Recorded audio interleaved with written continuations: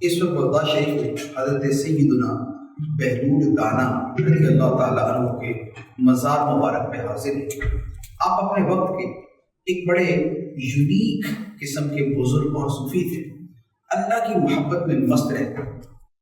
آپ کو بہلول مجنون بھی کہا جاتا ہے، لیکن اہل محبت بہلول دانا کہتے ہیں۔ آپ کی بڑی خوبصورت ہستی ہے اور آپ کے واقعات بھی بڑے دلچسپ قسم کے۔ دو تین واقعات عرض کرتا ہوں۔ آپ کا ایک بڑا مشہور واقعہ ہے کہ آپ ایک مرتبہ مٹی کے گھروندے بنا رہے تھے، چھوٹے چھوٹے گھر بنا رہے تھے، بناتے اور توڑ دیتے۔ زبیدہ خاتون جو ہارون رشید کی بیوی تھی، اس نے دیکھا تو اس نے پوچھا، اے بہلول، یہ آپ کیا بنا رہے ہیں؟ فرمایا، یہ میں جنت کے محل بنا رہا ہوں۔ اس نے کہا، اچھا کتنے کا؟ فرمایا 3 درہم کا۔ کہا، اچھا 3 درہم کا ہے تو مجھے بیچ دو۔ تو کہا، ہاں جو قیمت دے دے گا بیچ دوں گا۔ اس نے 3 درہم دیے اور آپ نے فرمایا، جا یہ محل تیرا ہو گیا۔ اب زبیدہ خاتون گھر پہ آئیں، محل میں آئیں، ہارون رشید کو واقعہ سنایا۔ وہ ہنس پڑا کہ یہ دیکھو مجذوبوں کے پیچھے لگ کے کیسی کیسی باتیں کرتے ہیں کہ 3 درہم کے اندر جنت کا محل خرید لیا، اور جنت کا محل تعمیر بھی کہاں ہو رہا تھا؟ مٹی کے گھروندوں کے ساتھ۔ بہرحال اس نے یہ بات کہی۔ رات کو جب ہارون رشید سویا تو خواب میں دیکھا ایک بہت عظیم الشان محل ہے، اور اس محل کے اوپر لکھا ہوا ہے کہ یہ محل ہے زبیدہ خاتون کا۔ ہارون رشید نے دیکھا، اندر جانے لگا تو وہاں جو لوگ کھڑے تھے انہوں نے روک دیا۔ تو ہارون رشید نے کہا کہ یہ میری بیگم کا محل ہے، مجھے یہاں پر جو ہے وہ جانے دو۔ تو انہوں نے کہا کہ یہ تمہاری بیگم کا محل ہے، لیکن یہ دنیا ہی آخرت ہے، اور آخرت کا معاملہ دنیا سے جدا ہے۔ آخرت میں جنت میں جانا یوں نہیں ہوگا کہ شوہر یا تو بیوی چلی جائے گی، بیوی یا تو شوہر چلا جائے گا، ہر ایک نے اپنے عمل سے جانا ہے، نہ جانے دیے۔ صبح اٹھا تو بادشاہ کو سمجھ آ گئی کہ واقعی بہلول دانا محل ہی بنا رہے تھے اور جنت کے محل دے بھی رہے تھے۔ اب یہ پہنچے ان کے پاس، جا کے کہا کہ جناب مجھے جنت کا محل چاہیے۔ فرمایا، ٹھیک ہے قیمت ادا کر دو۔ پوچھا کتنی قیمت ہے؟ کہا اس کی قیمت یہ ہے کہ ساری کی ساری سلطنت مجھے دے دو۔ ہارون رشید نے کہا، یہ کیا بات ہوئی؟ میری بیوی کو 3 درہم کے اندر دے دیا اور مجھ سے پوری سلطنت مانگ رہے ہو؟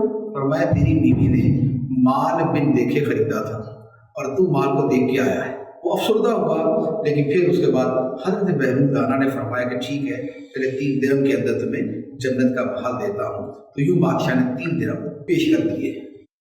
یہ واقعہ بہت ساری جگہوں پہ، بہت ساری کتابوں میں مذکور ہے، اور حقیقت یہ ہے کہ اولیاء کرام کی یہ شان ہوتی ہے کہ وہ کسی کو جنت عطا کر دے، کسی کے لیے دعا کر دے، خدا اسے جنت عطا کر دے۔ ہم آخر اپنے مسلمانوں کے لیے دعا کرتے ہیں کہ اے اللہ اس کو جنت میں اعلیٰ مقام عطا فرما، تو ہماری کیا اوقات ہوتی ہے؟ ہماری اوقات تو کچھ نہیں، لیکن ہم بھی اپنی دعا میں یہ سمجھ رہے ہوتے ہیں کہ یہ بندہ واقعی جنت میں چلا جائے گا، یعنی ہمارا گمان ہوتا ہے۔ تو اگر ہماری یہ حیثیت ہے کہ ہماری دعا سے کسی کو جنت مل سکتی ہے، تو جو اللہ کے ولی کا مقام ہے تو بہت بلند ہے۔ ایک اور واقعہ آپ کا پیش کرتا ہوں۔ حضرت سدی سختی رضی اللہ تعالیٰ عنہ فرماتے ہیں، میں نے ایک مرتبہ حضرت بہلول دانا کو دیکھا قبرستان میں بیٹھے ہوئے، تو میں نے پوچھا یہ کن لوگوں کے پاس بیٹھے ہوئے ہو؟ فرمایا، ان کے پاس بیٹھا ہوا ہوں جن کے پاس بیٹھوں تو کسی کی برائی بیان نہیں کرتے، اور ان کے پاس سے اٹھ کے چلا جاؤں تو میری غیبت نہیں کرتے، تو لہذا ان کے پاس بیٹھا ہوں۔ ایک اور واقعہ بڑا خوبصورت ہے۔ ایک مرتبہ کسی بازار میں بیٹھے ہوئے تھے تو کسی نے آ کے پوچھا، حضرت یہاں کیا کر رہے ہیں؟ فرمایا، بندوں کی رب سے صلح کروا رہا ہوں، بندوں کی رب سے صلح کروا رہا ہوں۔ رب تو مان ہے، بندے نہیں مانتے، رب تو مان ہے، بندے نہیں مانتے۔ کچھ دن گزرے تو اسی بزرگ نے دیکھا کہ حضرت بہلول دانا قبرستان میں بیٹھے ہوئے۔ پوچھا، حضرت یہاں کیا کر رہے ہیں؟ فرمایا، بندوں کی رب سے صلح کروا رہا ہوں۔ اب بندے تو مانے، رب نہیں مانتے، اب بندے تو مانے، رب نہیں مانتے، کیونکہ جب تک بازار میں تھے تو خدا تو راضی تھا کہ اس کی بندگی کر کے اس کو راضی کر لو، لیکن بندے غفلت میں پڑے ہوئے تھے، بندے اپنی مستی میں تھے، اپنی خر مستیوں میں تھے، اپنی خواہشات و لذات میں تھے، تو رب تو مان رہا تھا، بندے نہیں مان رہے تھے۔ اور مرنے کے بعد اب ہر کوئی کہہ رہا مولا راضی ہو جا، یا اللہ راضی ہو جا، یا اللہ راضی ہو جا۔